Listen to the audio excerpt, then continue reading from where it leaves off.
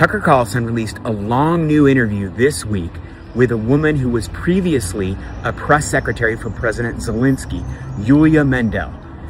I'm walking here in Kyiv, very close to where President Zelensky's offices are. This interview by Tucker Carlson has caused quite a stir here in Ukraine. Tucker has billed it as the interview that will end President Zelensky. Yulia, the former press secretary, makes a number of very surprising claims. For instance, she suggests that President Zelensky is deliberately sabotaging peace talks with Russia, that he is undermining the country of Ukraine, that he is engaging in corruption, and she even suggests that he does illegal drugs.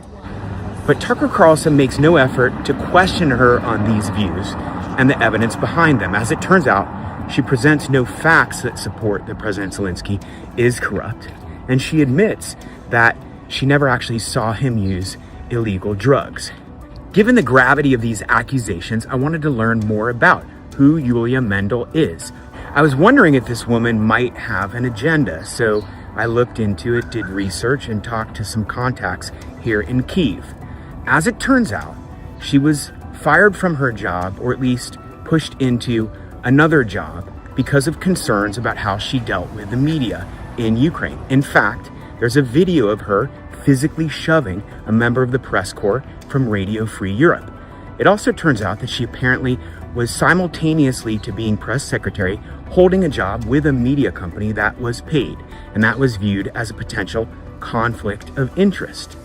After she finished her job in 2021, she actually wrote a book about her experience with President Zelensky, and she has glowing praise of the president, talking about how he is saving Ukraine and how he believes in meritocracy. When Tucker presented his interview subject, maybe he should have given some of the facts. Tucker Carlson is a journalist, or at least he used to be a journalist, and good journalists make an effort to tell both sides.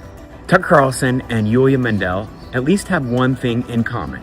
Both do seem to share sentiment with the Kremlin, and sometimes seem to be parroting points about Ukraine that are very similar to what Putin says.